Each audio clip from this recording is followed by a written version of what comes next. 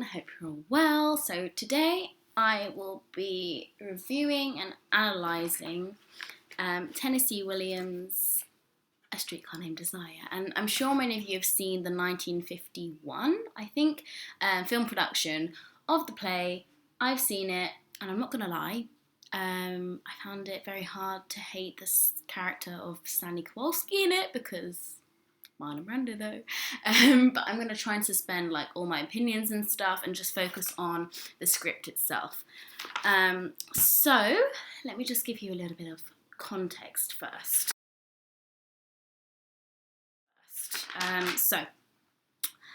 Tennessee Williams was born on the 26th of March 1911 in Columbus, Mississippi. Mississippi. It's a funny word. Anyway, he was an American dramatist that engaged with the depiction of everyday life. One of his key influences was Konstantin Stanislavski. So a lot of the acting that he encouraged, I guess, in his plays, and that he wrote with the intention of producing it in like a naturalistic kind of way. He was also really interested in like the Southern Gothic, so like this idea of like the decaying South, like post Civil War. So with all of that in mind, I'm just going to give you a little overview of the play. Right, let me get my cup of tea. Because it's going to be a long thing. Okay. So, A Streetcar Named Desire follows the story of a Southern belle, or I guess you could say a decaying Southern belle, who is quite delusional and in denial about her situation in her life, I'd say. I'm going to try and keep this succinct, so I'm not going to go into too much detail. But anyway, because of financial issues and after losing her job, she moves in with her sister, Stella, and her sister's husband, so her brother-in-law, Stanley. She moves into their New Orleans home, which is very humble, it's very small, and basically the story just follows kind of the conflict between Blanche and her brother-in-law, Stanley. That's kind of the crux of the story. Of course, there's lots of little things that go on in it that are significant, but that's kind of the main plot. I'll just talk about some characters right now.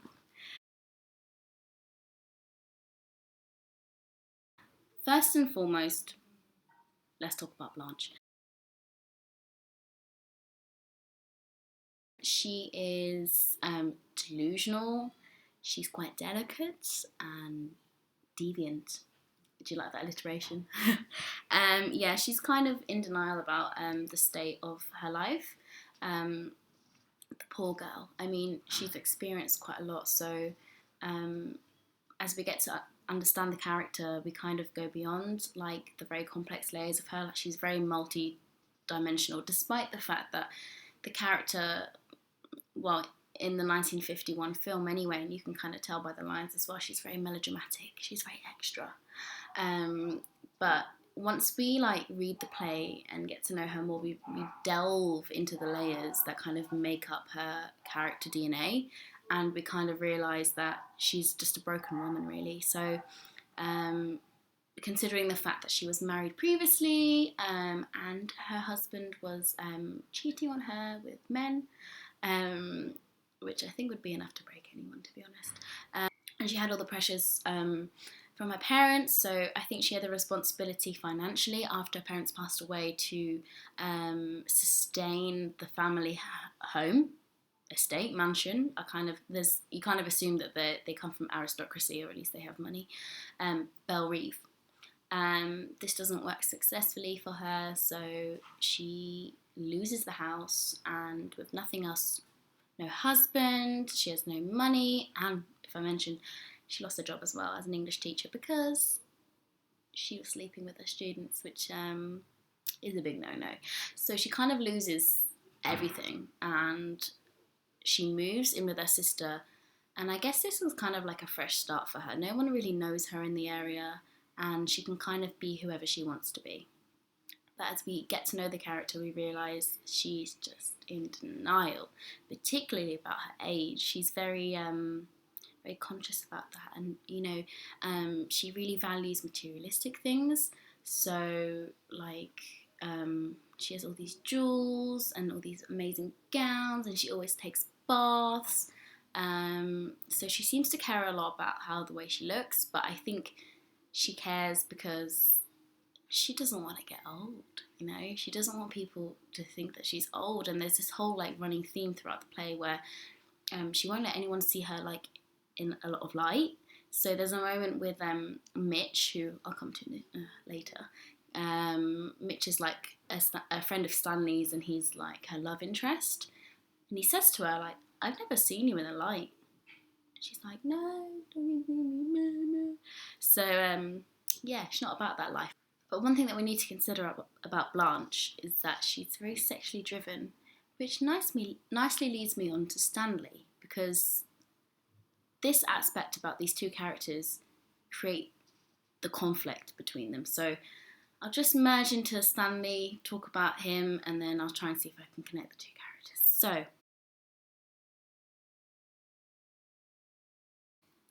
talking about sexuality, Stanley is the epitome of sex, I guess. He's very hyper-masculine. He represents everything that is macho, that is manly, that is he's meant to sustain his family, he's the breadwinner, all that sort of stuff. And with all of this comes a very fixed view of the world. I say Stanley's a very fixed character.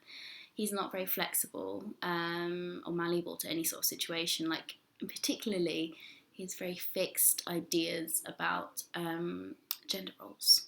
And we see this, for example, when he has his friends round and they play poker, and Mitch says there should never be, I can't remember the exact quote, but he says there should never be women at a poker game in the house when we're playing poker, something like that. And you can tell that Stanley's getting irritated that the women are there. So along with this very fixed gender roles, he's kind of just driven by sex. And there's this amazing quote in the play. It's actually stage direction. I'll read it out to you guys. So the stage direction says, Stanley sizes women up at a glance, with sexual classifications, crude images flashing into his mind and determining the way that he smiles at them. You see, I think this is really telling because it kind of tells you that he kind of enjoys not only having the control in his regular life, but also in his sex life. He likes sizing women, putting them into boxes, And the thing that gets him, and I think the thing that disrupts all this order that Stanley has created in his home life, his work life, and his sex life with his wife, is Blanche. She's not a very fixed character. I'll be honest, kind of all over the place. And she comes into Stanley's household, his bubble, and she kind of disrupts the order that he's created. And he sees this as a threat because in his mind, with his fixed ideals about gender, women aren't supposed to be the same as him. She's almost adopting a very masculine outlook on sex. So I would say that Stanley is threatened by Blanche's sexual prowess. But also another thing that creates this tension is that Stanley represents the modern American man, whereas Blanche kind of values old aristocratic values. So they really clash on their values, not only in sex, but in life as well. So this is going to cause a lot of havoc in the play. Now, I'll just also go over the two other characters. Well, there's loads of characters in the play, but the two other main characters. But I'll just briefly glance over them because, let's face it, Blanche and Stanley are key to the play. They're central characters. So I'll just talk about Stella Kowalski, Stanley's wife and Blanche's sister. She's very different to her sister. Unlike her sister, who is unconventional in the sense that she sleeps with however many men she wants, Stella's happy being married, fulfilling these fixed gender roles that her husband has set out for her. She's happy to obey. And I think the conflict with Stella comes with her sister. She's kind of in the middle. She's kind of a mediator between her husband and her sister because it's clear that they don't get along. But at the end, we kind of realise that she chooses Stanley. She chooses an easy life. You know, I think to side with her sister, because something terrible happens at the end, to choose her sister and back her sister up, she would live a life with no control, no structure, and it would just fall apart. So she chooses her husband in the end. So this really highlights the difference between Blanche and Stella's values when it comes to family and relationships. Okay, now moving on to Mitch. I'm not going to talk a lot about Mitch, but I'll just give you a little bit of context. I had a little bit on my screen there, a little bit of dust.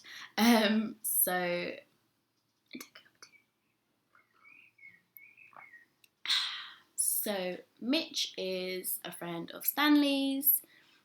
He's unlike kind of the rest of the men. He has a very sensitive side, which I think attracts Blanche.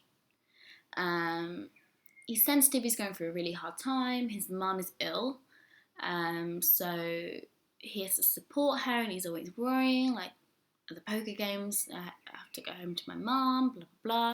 However, I would argue that because he's not a very strong character, he's not multi-dimensional, he's kind of two-dimensional. There's not a lot going on with him. Blanche sees his character is quite malleable. I think she really manipulates him emotionally, which gives her the power, but in the end it works against her because, I think I mentioned it earlier, the scene where he gets the light to her face and he's like, I haven't seen you in the light before. And I think that moment, Blanche realises that she's losing control of her life. Right, so now I'm going to move on to some themes.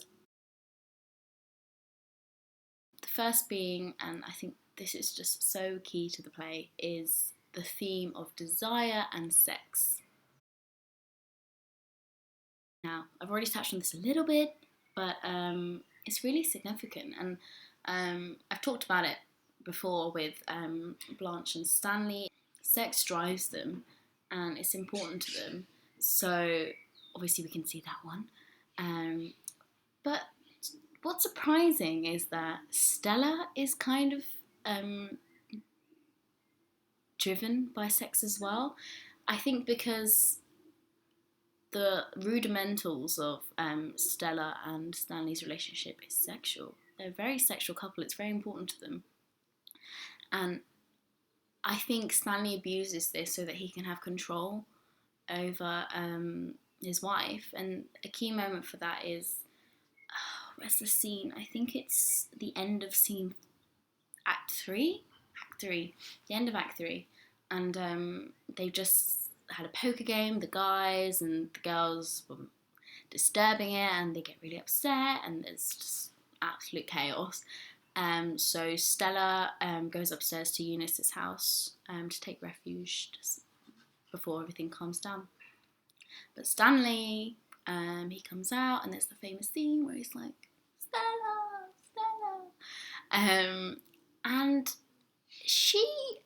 Stella, like she's in a trance. I'll read you out the stage directions just so you can understand what I'm gonna try and say. The stage directions say, she slips down the rickety stairs in her robe. Her eyes are glistening with tears, and her hair loose around her throat and shoulders. They stare at each other, then come together with a low animal moan. Now, if you're going to tell me there's something sexual about that, I'm up debating it. Particularly that low animal moan moment, and the way she's walking down the stairs and she's got her robe on and her hair's all tasseled everywhere. This is a very raw moment.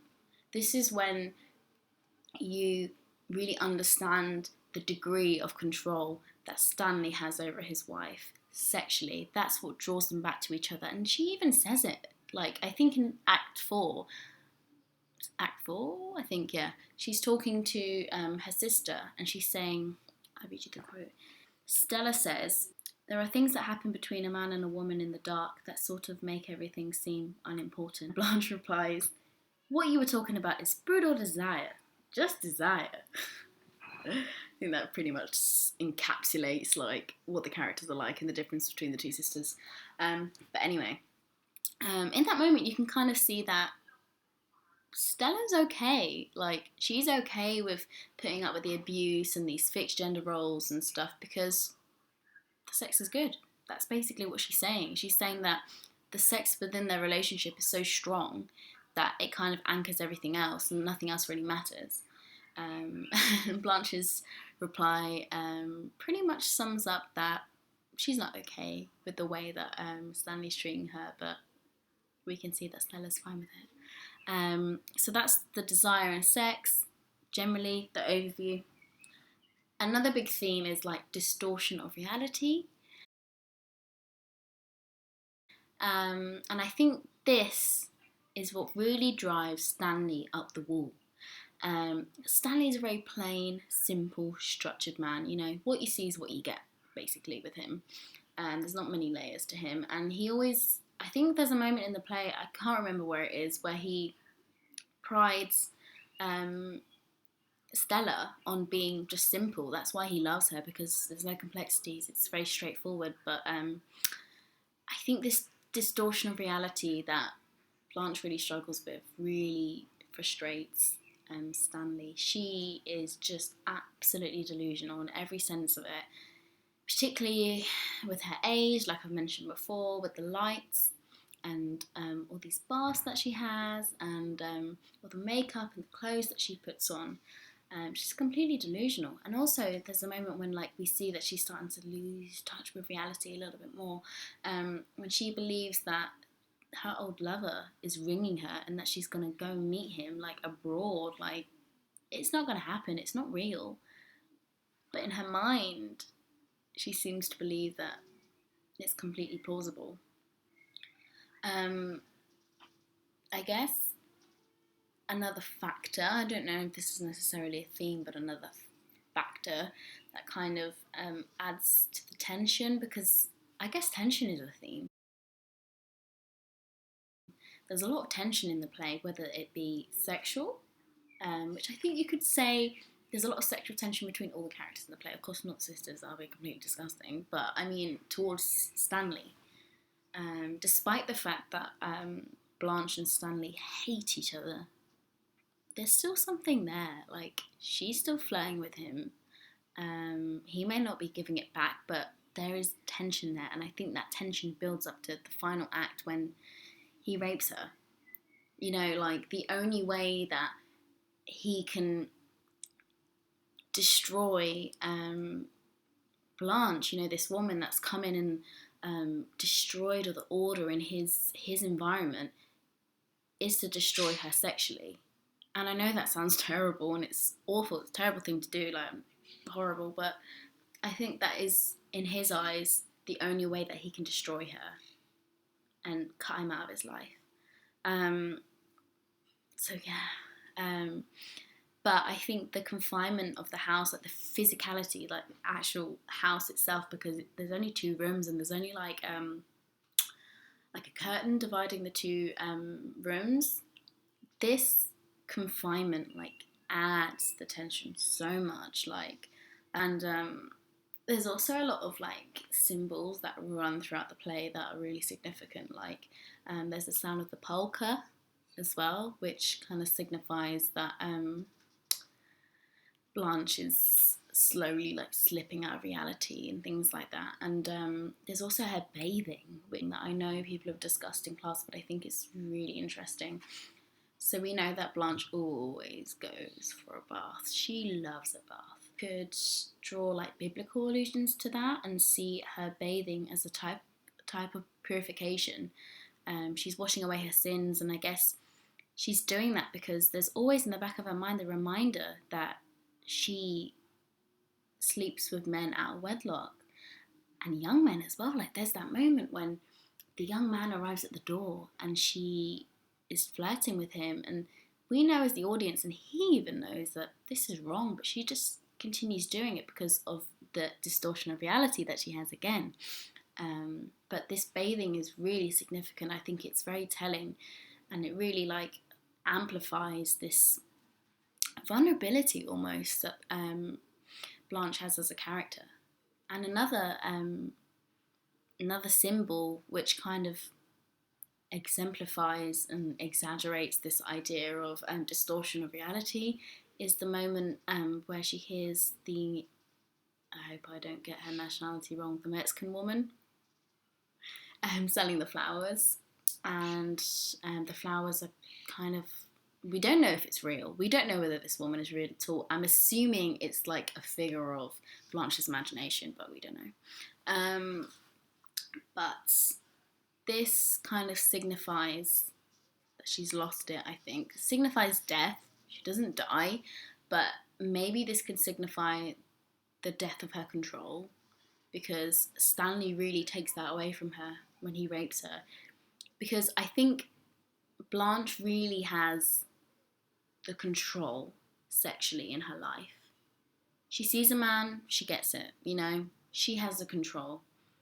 And Stanley takes this control away from her, which destroys her.